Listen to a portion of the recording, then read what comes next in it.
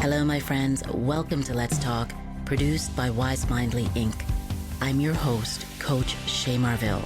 In this space, we dive into transformative conversations that hopefully inspire you to grow, heal, and have a deeper connection to yourself and to the world around you.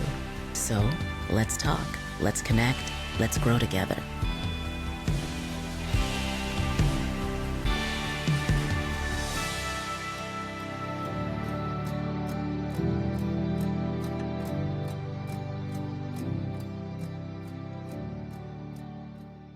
Hello, my friends. Welcome to Let's Talk. In today's space, I have a very special guest, someone who has dedicated their life to service, to honor, to community, and the quiet daily work of building a nation. My friends, today I have Warrant Officer Patrick Philippeaux. He was born in Montreal to Haitian parents. He's a proud father of four, a veteran whose story spans continents, crisis, and generations. Welcome to Let's Talk. Thank you for being here. Thank you for having me. Are you nervous? Just a little bit. You don't need to be. You don't need to be. Right, We've talked so many times, and the reason I wanted to bring you on to the podcast or bring you into the pod is to hear your point of view around service and spirituality. I was so curious after meeting you about your relationship with faith. And why don't you tell us a little bit about your background? How did you get into the military, first of all? Well, I joined the military in 1996. Before that, I graduated high school. Once I graduated high school, I didn't really have a goal, didn't really have a set path of where I wanted to go. So, but I knew I wanted to do something that was to service.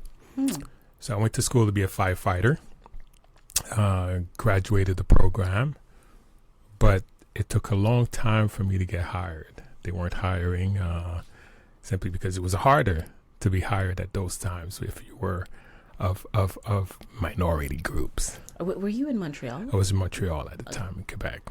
Okay, so how long did it take you to actually, between going to school and getting hired into... It never happened. It never happened. So I was doing hard jobs here and there, working two shifts because I had kids already. So I was working 12 hours to 18-hour shifts at a Burger King. What? And down the street from the Burger King on St. Catherine Street in Montreal, there was the recruiting center. And as I was walking past one day, one of the recruiters says, "Here's a pamphlet. Why don't you join the military?" And that was it. Really? So Yes. so until that moment, you had never thought about joining the military? Never thought about joining the military, although one of my uncles was in the military, serving the U.S. Army, serving in Vietnam, but never thought about joining the military, no. And so this gentleman hands you a pamphlet, and what do you do next? Then I applied, and within 3 months, I was in the military on basic training. And how long does that take? Basic training took about 3.5 months of rigorous training. And what's rigorous training? Just for because I think, you know, for someone like myself, a civilian, I have no idea what happens, what's the process of becoming a member of the military. So don't think you're giving too much detail. You just... A lot of running, a lot of ruck marching, a lot of training with military weapons, digging trenches. So anything to build your stamina, anything to build your inner strength. Right. Yes. And then how long between training and being assigned or deployed was there? I didn't get deployed until Afghanistan erupted. What year was that? That was in 2003. Oh. It was the first rotor we went out. I didn't get deployed until 2003. When Afghanistan erupted around 2002-ish, I think it was. Yes. Yes. Okay, so I'm just tracking this for a moment. So you're a young dad. You've worked at Burger King. You've gone to school to be a firefighter. It doesn't happen, and then you apply to the military. You get in. You do training. In this mindset, right? Because we've talked a lot about mindset. Are you thinking about what it's like to fight and be on the ground in a war zone? Are you thinking about that? And not at all, because a lot of people have told me in the military, they said, I never saw you as a soldier. I don't think you should have been a soldier. You should have been something else. Because I'm the type of person who doesn't scream. I don't yell at troops. I get my nails done. I dress up. So being a soldier is something that I'm great at, but I don't think it was really the calling at the beginning. What do you think the calling was? I don't know. I don't know what it was, but I knew I loved to help people.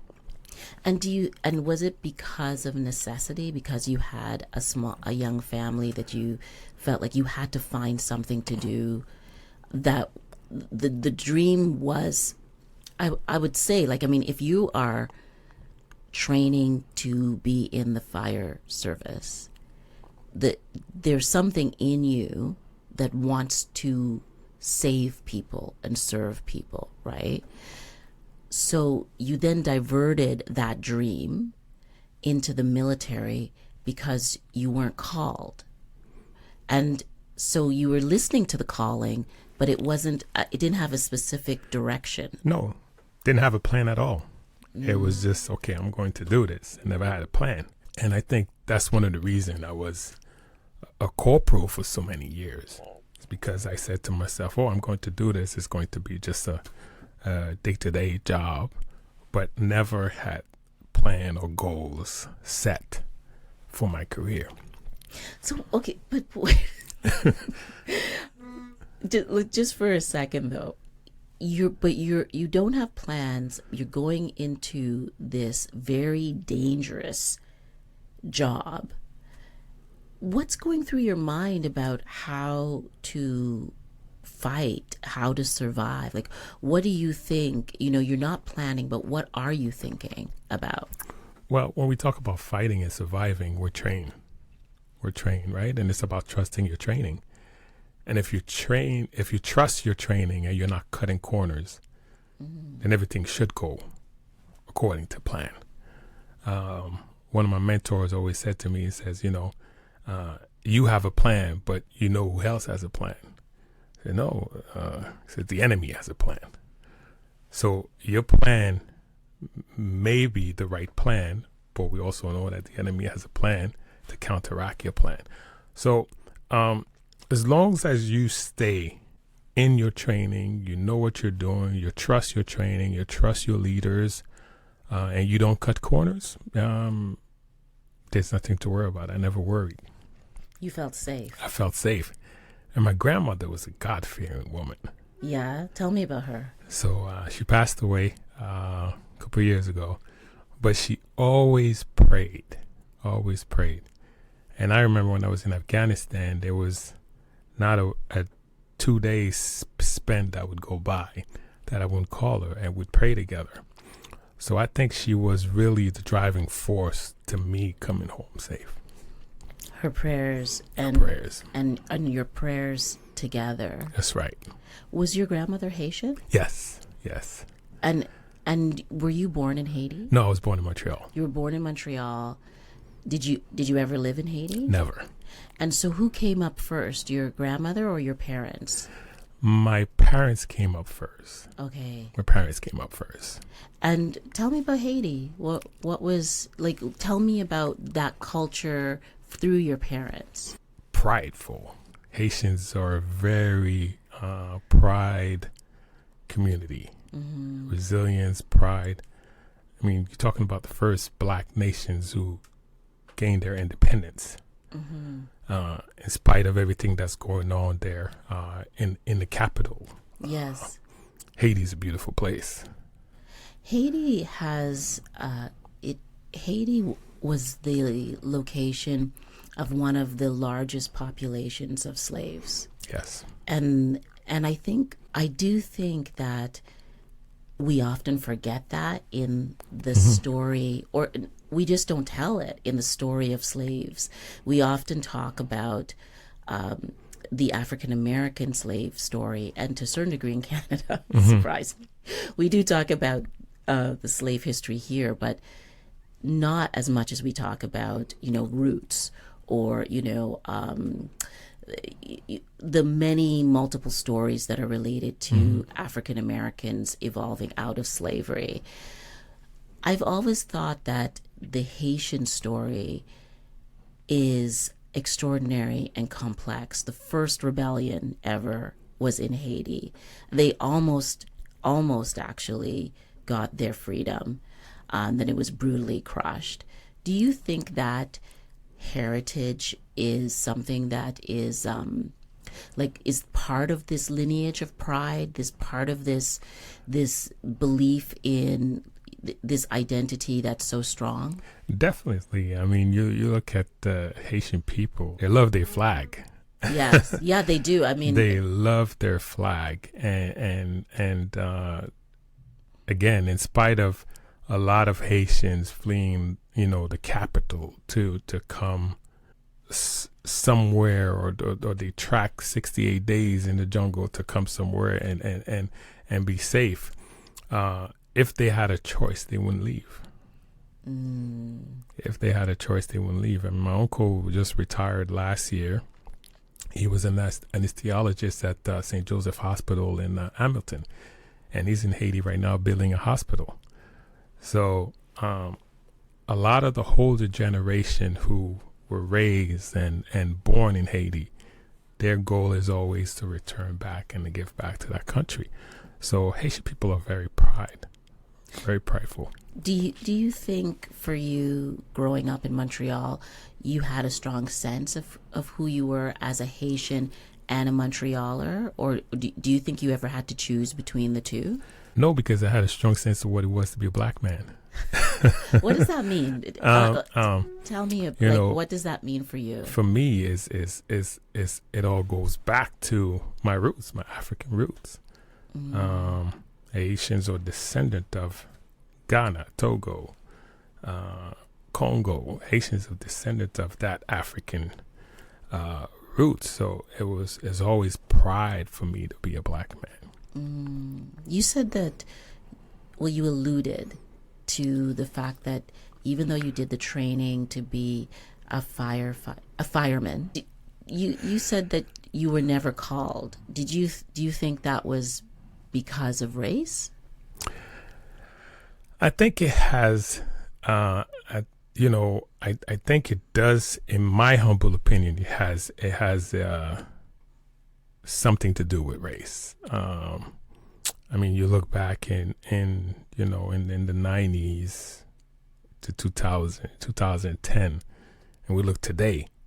I mean, we have, as a nation, as a Canadian nation, we have grown so much when it comes to racial equality or gender equality. Yes, true. Right? We have grown so much. So not staying in the past and not wanting to allow the past to control my destiny, I chose to continue to serve as a Canadian soldier. Do you think that part of being Canadian is also being able to talk about your struggles as a racialized person, as a racialized man? Of course, struggles and success. Yeah, tell me about the success. What does success look like or mean for you? First, you get up every morning and you could walk, you could breathe. I think is a tremendous success. Some people equate success with money. Some people equate success with an amount of value.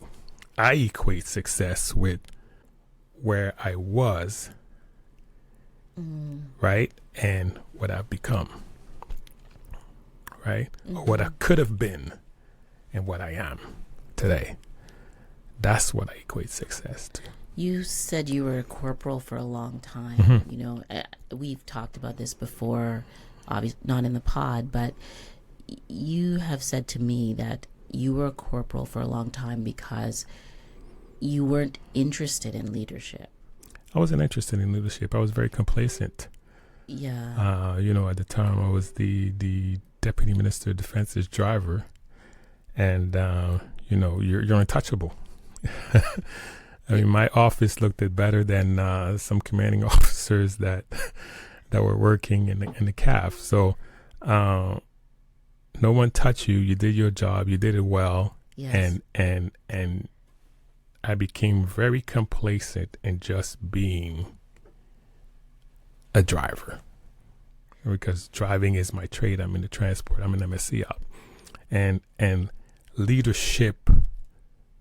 Although leadership was in me and people saw it in me, I didn't see it in myself. But you weren't just driving. It's like not like you were doing Uber. No offense to Uber. No offense to Uber. You weren't just driving.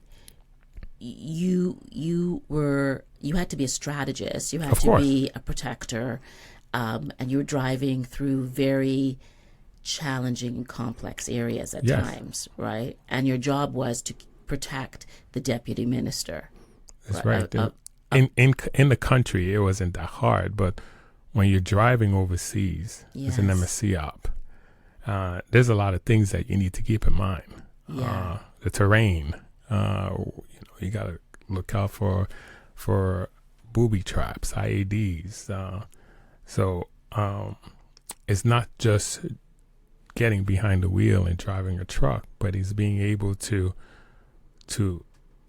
see 10 steps ahead sometimes. I mean, not 2 steps ahead, 10 steps ahead. What can occur? What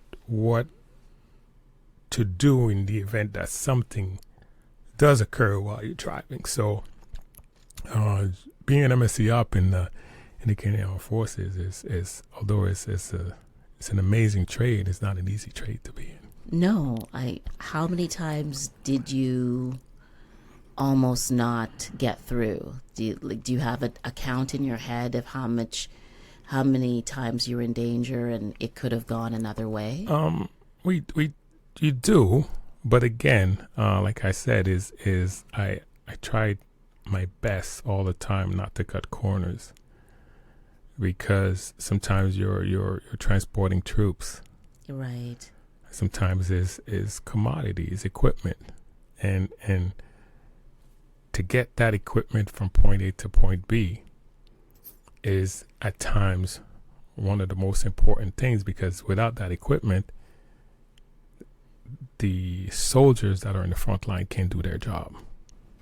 Can you describe what's the most dangerous place you've been? You don't have like what would make something dangerous? I think the most danger was in Afghanistan for sure. Haiti was as soon as I landed, everyone knew I was. I tried to hide for a long time, but everyone knew I was Haiti. I was from originated from Haiti, Haitians, from Haitian background. So just to be there was able to help us get some of the things we needed, because sometimes I would be the one speaking to either the Haitian police commissioner or the Haitian police, just to get our task done and accomplish the mission. So I think Afghanistan was by far the most dangerous, but Haiti was the best tour for me. Because you were trusted. I was trusted. Yeah. I was trusted. There, it reminds me. We were at a dinner a year and a half ago or something. It was for the recognition of Afghanistan, of soldiers who were in the Afghanistan war, and there were some extraordinary stories, like just incredible stories of the trials and the tribulations that soldiers and the people, civilians, were experiencing. And there was something that really touched me, and that was the relationship. There were quite a few Afghani soldiers and some community members that were on the ground during the time the soldiers were there, and they were here at this lunch, and the relationship, the friendship, the connections. There was one story, I don't know if you remember it, where, and I'm going to get the positions incorrect most likely, there was a general speaking, and he was talking about a Afghani general who was, before he was in the military, was a tailor. Do you remember this? And he made... Vaguely. Oh, vaguely. Okay. The things that stick out to me. He had made him a series like of suits. And this general has those suits and wears them proudly. And he was saying that these were the best suits he's ever worn. And I had never thought about that. I mean, I just had never thought about that, the people's lives before they become part of a war. Yes, yes. You know, that this man was a tailor and now is a general. Now he's a general. And that and as a gift, he made a suit for a Canadian general who was his friend. Yes. And I'm sure they still keep that friendship and that partnership, because they talked about that. Yeah, because sometimes you make those connections while you're on deployments. I mean, I have when I was in Haiti, there's people that I met and then I still talk to on a weekly basis, and that friendship, that connection is you know, how can we call it? That love language. Yes. Becomes that camaraderie. Yeah. That place that got us to be together and to create that sort of togetherness or companionship. Bond. That bond. Yeah. That bond. Well, it also is this other side of war and conflict that we never, like, we don't talk about or plan for, are these relationships that evolve between adversaries in order to survive. That's right. For you, can you think of a place that really transformed how you thought about the people or the place because of that bond or connection? I don't think of people in a negative light, whether it's a conflict environment or whether it's a non-conflict environment. I always try to bring harmony and love in any interactions I have with the person from that country that is in conflict. And I think that's what makes me different from some soldiers. So some soldiers are able to go there and keep that separation and stay disconnected. I'm a social bird. You believe in friendship as a tool. I believe in that. Yeah, friendship as a tool. And a lot of times it can be good, and a lot of times it can be bad. But so far it hasn't steered me the wrong way. Do you think that's born out of your spirituality or your desire or your belief in being part of something bigger than yourself? I truly believe that love is the key to create peace, and the lack of love will bring war. I mean, I can't speak to what's going on around the world right now, because to me it's you know, you see it on the news. It's like you ask yourself, well, why is this stuff going on in this time in life, right? But that's what it is. Is we talk about love, but we don't act with love.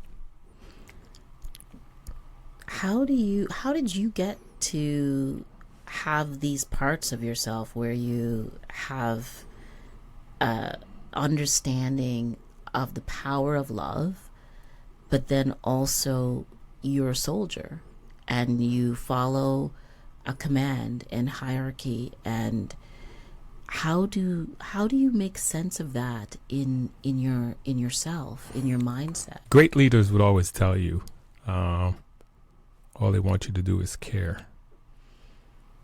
Right? If you care, you'll do a great job. And caring is part of loving. This is so fascinating.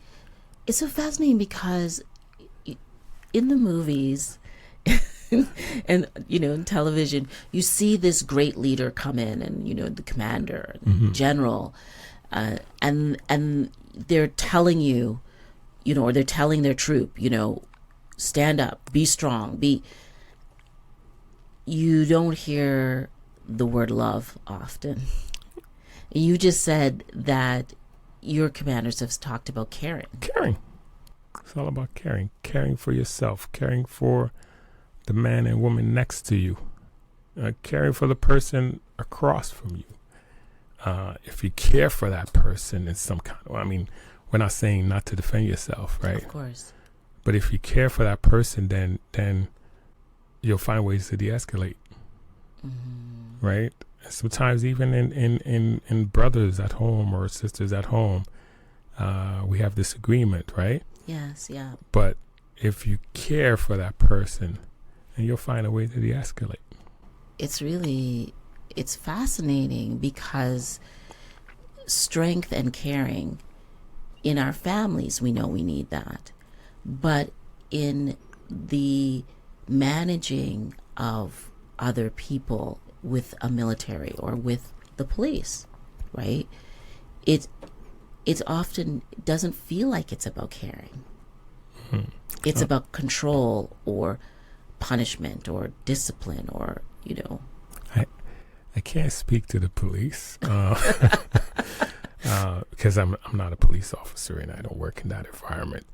However, I do believe that 90%, or I could even say 95% of the soldiers that you encounter care.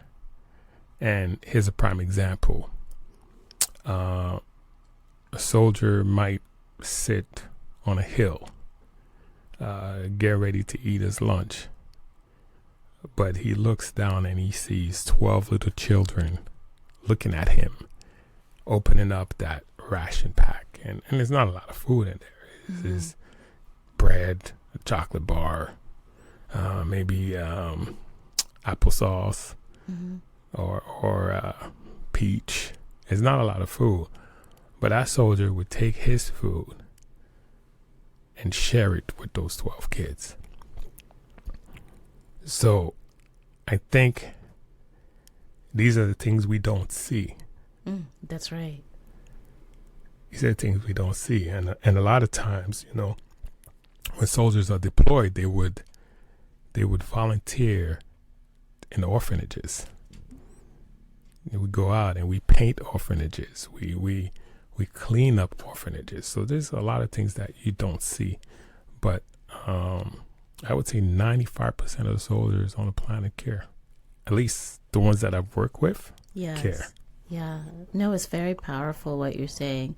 I wonder about your commitment to theology and spirituality.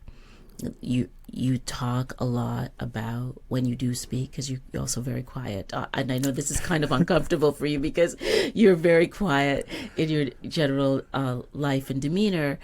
I wonder about as you evolve as someone who's been in the military for 30 years, and you think about leadership and the relationship between leadership and caring. Like, what are the next steps for you as you evolve? I'm still looking at how long can I go? How long can I serve for? The goal is to achieve the rank of Chief Warrant Officer. So I'm not looking outwards of the organization until I accomplish that, until I know that I can't accomplish that. Mm-hmm. I do want to be able to work with young men who are struggling in the community, especially those involving, in gangs or in things that are not so ethical that we would call, and perhaps lead them in perhaps thinking about choosing the military, right? Why do you think that the military could be a good framework for them to grow in, or to progress in, or change? Because the military teaches you structure.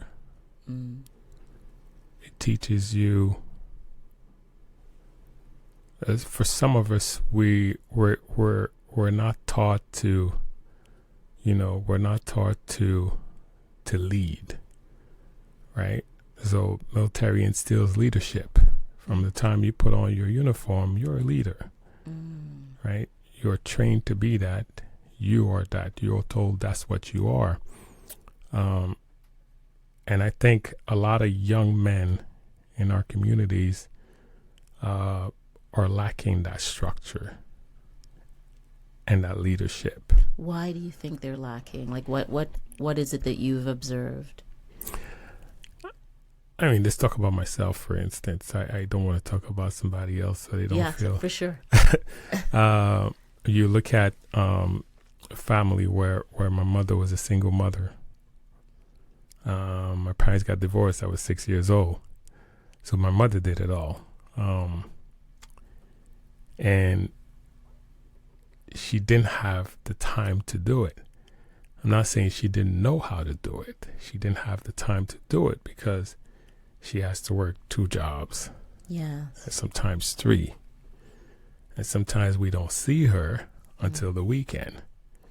So we're going to school and we're not 1 child, 2 childs. We're a bunch.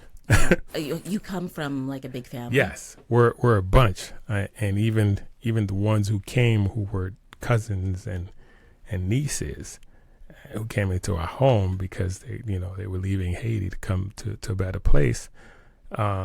She had to take care of that. So she doesn't have the time to teach leadership. She doesn't have the time to develop structure that a young black man or a young man needs. Right. That sometimes perhaps only your father can give. And if the father is not in the life of that child, and it's hard for the mother to teach him that. Right. And is it also about the caring and the modeling of caring? Yes, that plays a role in it. When do you think, for you, because you said let's talk about you, when did you find like a sense of agency for yourself as a young black man in Montreal? Were you 12? Were you 14? Were you 16? I think around that age. Right. And did you feel as though you had a future, a great future ahead of you, or did you feel like you were in a struggle? If I was to look back, it was a struggle. Because if your mom is not at home to, and again, not saying she didn't love us. No, you're talking about capacity. Exactly. If she's not at home to provide that, then you're going to go out and get that somewhere else. So whether it's hanging out on the corners with gangs, or with doing something that you shouldn't be doing, just to feel that appreciation Yeah. or that affirmation from someone else, you're going to go out and do. Well, and we know that actually it's in, preteens and teens. Exactly. Your brain is actually wired, all children, for biological, for connection. For connection. And if and it's usually not from the home that you get the connection that you're seeking. It's actually external. So who's in your external world actually really matters. That's right. What was school like for you, though, at that time? I was a good student. You were a good student. Okay. And did you... That's good. Yeah, I was a good student. I did venture off a lot where again, you try to go out and get that love somewhere else. And I think being able to escape what some youth were not able to, I think it's a blessing. So what do you mean you would venture off? Like, what does that mean? Like you would do the you would do the wrong Like things. I'm a radio. I'm saying you would do the wrong things. You would do the on and off bad things. But again, it's because you wanted to be part of something, right? And you were being recognized, you were and being recognized and valued, and valued. Yeah. You wanted to be part of something, right? And you thought that was the right thing to be part of, right? Yes. Because you don't have that structure, you don't have that leadership. Yes. Yeah, that caring. That's right. Was your dad in your life at all No. during this time? He wasn't. No. Do you know why? Did you ever talk to him about? At this point, it didn't really matter. Mm-hmm. Because he's still my father. Yes. Right? He did his job. Yes. I mean, God chose him to be that. Yes.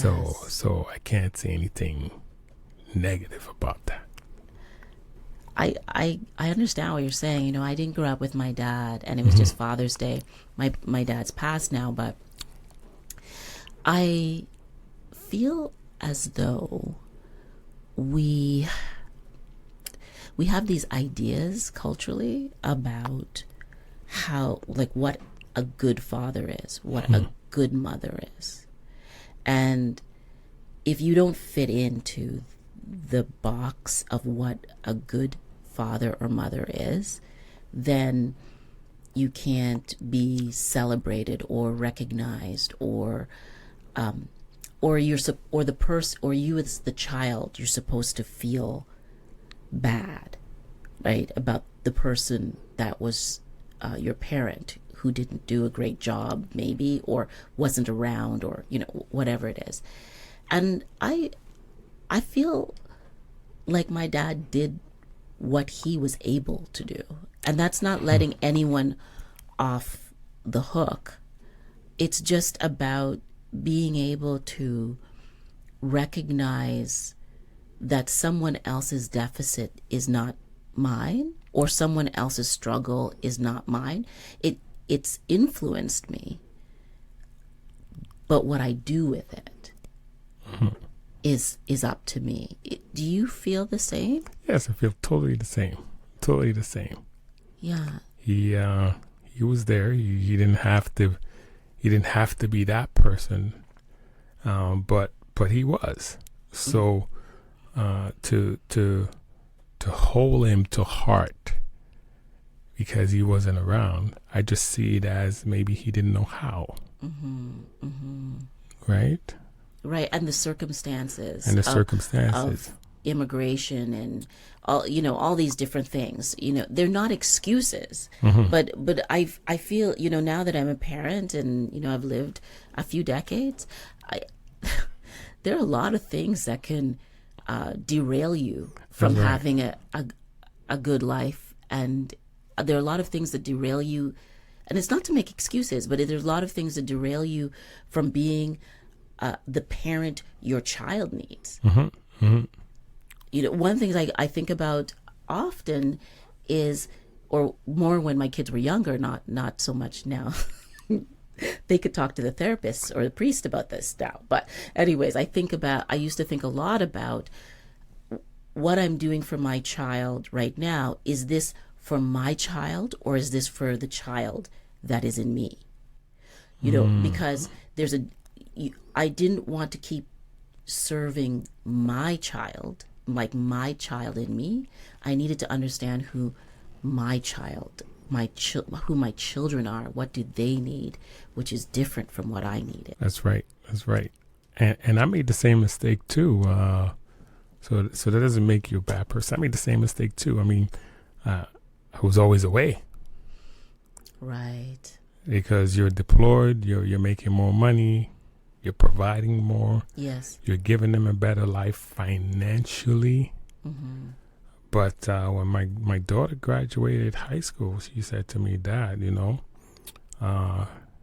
always gave us everything we wanted, but you were never there. She said that. Yeah. How did you receive it? I kind of brushed it off by saying, well, you took everything I gave you. And she said, stop playing, Dad. Don't be serious. But I knew what she was saying is she was saying that she didn't need my presence. She needed my presence. Yes. Right? Very profound. Yeah. She needed my presence, not my presence, not what I gave, not the gifts. Yes. Right? She didn't care about that. She cared about me being there. Did it change anything for you after she said that to you? It made me realize that you can have a career and still put your family first. Right? You can be a good soldier and still put your family first. Did you change your behavior after that? By the time they were older, right? But Right. I had no choice but to at least attempt to have a better relationship with them. Yeah. Well, I mean, your kids don't stop needing you because they've graduated from No, school, and no. you've got a very close relationship with them now. But do you think that moment helped to create that, like, a sort of honesty? It did, and they were some of the things we said when we were kids, we get hit upside the head for saying. You would never say that. well, children today, they're very honest, and Yes. and it is honesty. It's not being rude. It's honesty. Yes. And I think her being honest made me look within and say, you know what? Maybe exactly what you were saying. Maybe I was doing it because that's what I wanted as a child. Yeah. Right. The presence and, the proof that you are valued and, Exactly. and being supported financially and Exactly. all of that. But that's not necessarily But- what they needed. No, that's Yes. not necessarily what they needed. Does that make me a bad father? No. This is right. This is right. Well, there's something else here that's so fascinating too, is that you use the word honesty. Your daughter was being honest with you about her experience of you. That to me is a growth moment, because that honesty that maybe our parents would be offended by, because you don't, they might say you don't understand what we had to sacrifice or what was going on for us. But that honesty, that location allows you to have an authentic relationship with this person that is your child. It allows them to have that with you because they now have told you something that's hurtful. You've received it, and you can continue to move forward. That's right. In a different way. In a different way, because now it's not what I think you want. Yeah. Is me coming to you and say, what would you like in this Yes. moment? Or how do you want me to support you in this Yes. instant? It's not what I think you want. Yes. Or it's also, or additionally it is. Or addition, yeah, It's what are we now? that's right. Like, what are we, and how do we go forward? And I feel like because the world is so complicated and so difficult right now for people in their 20s and 30s, that they need to be able to have a safe relationship with their parents. Yes. And Yes. we need that with them. And we need that with them. And it's not being, again, it's not, oh, when I was a kid, I couldn't talk to my mother like that. No. No. It's being able to communicate. Yes. Right? Because you can go to work and your boss can talk to you the way he wants to talk to you, and you're not going to say a thing. But when your child is trying to have the communication with you and saying, you know, Dad, I don't like that. Or Mom, I don't like that. And that's what it is. It's communication. There's a quote we talked about. You mentioned it. You're not going to remember this, but I want to ask you about it. Okay. What it means to you. Okay. And it's from the Bible. It's from Matthew. And it goes like this. Come to me, all you who are weary and burdened, and I will give you rest.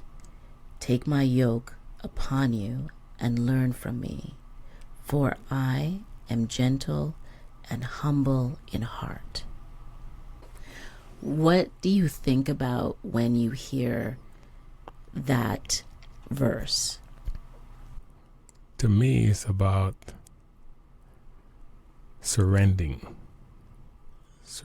to God, surrendering to your Maker, not being worried about having those conversations with Him. That's what it means to me. Do you think Full surrender. Full surrender, and as a soldier, as a father, do you think that your burdens are sometimes light because of that belief that you are surrendering to something greater than yourself? I don't think they're light. Light, not light. I don't think they're light because we're all going through a lot of struggles, and you know, but I do believe that with God in me, I'm unstoppable. Right? So I don't think they're light, but I do believe that with God in me, I'm unstoppable. Just like going to the gym, and if I'm looking at, you know, the dumbbells, and I'm like, oh, that's 160 pounds. I couldn't do it last week, but, you know, I might go and say, well, God, give me the strength and pick it up and lift them. So it's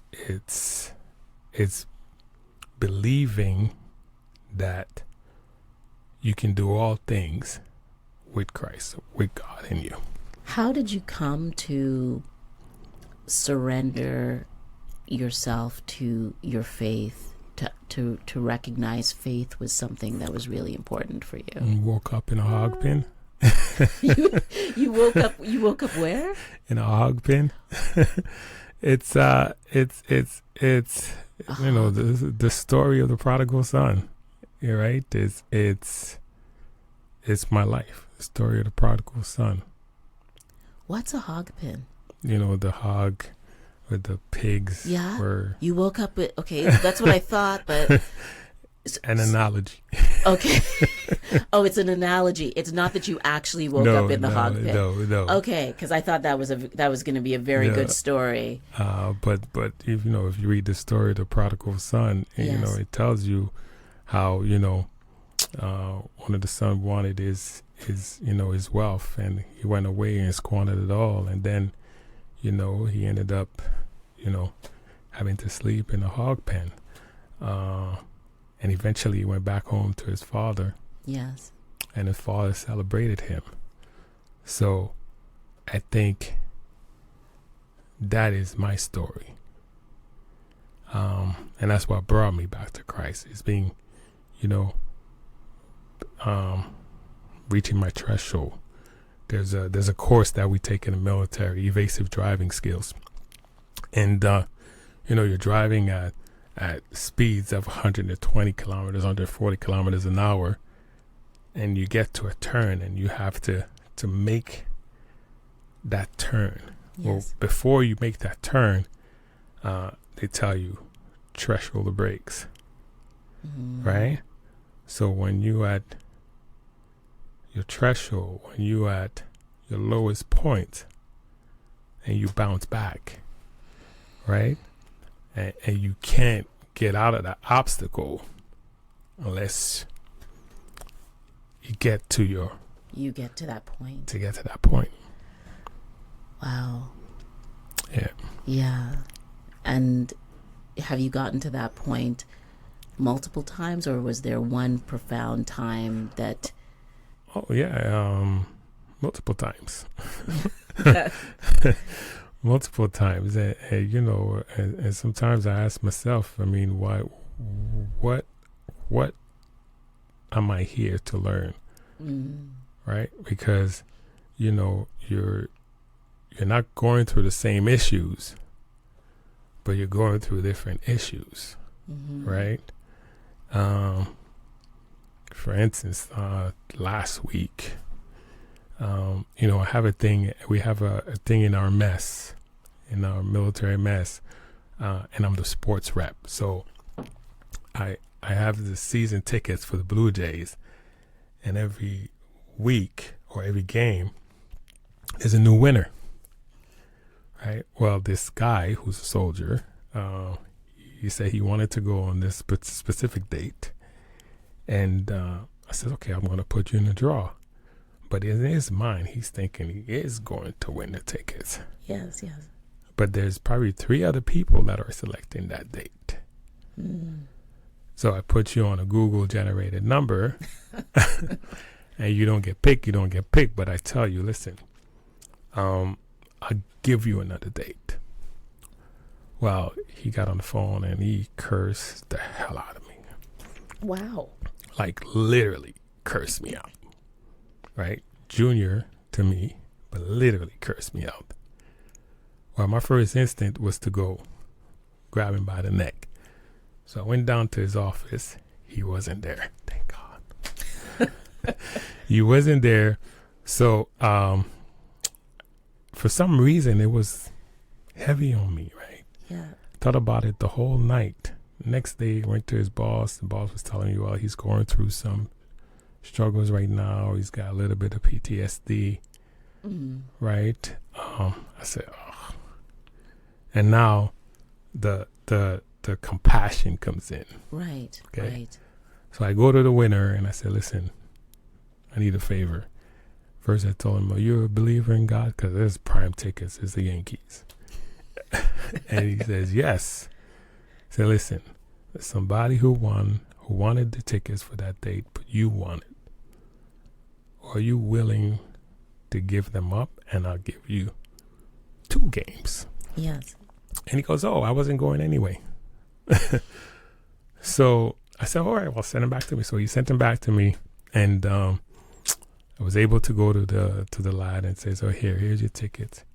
And he texts me a beautiful message. He says, I'm sorry for disrespecting you. And you know, he was very kind. And then to me in that story or in that instant, because I'm heading to soon, I am going to be promoted to the next rank. God was wanting to see if I can handle certain situation with compassion. Because we tell ourselves, okay, well, that person is responding this way. You're a soldier. You need to be professional. I'm going to sort you out. Right. But at the same time, why did he respond that way? Right? Yes, it needs to be addressed. Yes, yes, yes. So he was addressed. But there's a reason why the person responded that way. So I think that situation that God made me go through is to teach me that you need to have a little more compassion. Right. And to be able to see the larger picture. The larger story. The larger story. Have more empathy. Yes, yes. And you know, you alluded a little bit to PTSD, and you know, so many, we've chatted about this before, and so many people in the military are struggling with PTSD. Do you think that some of your work is about creating space to help or to support people going through that process?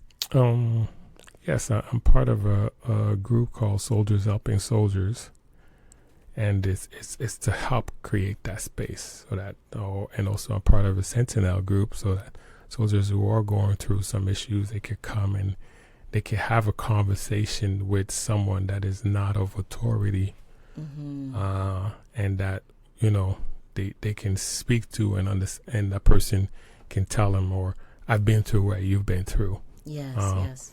But at the same time, I have my own. You have your own. Exactly. So it's also an outlet for me, right?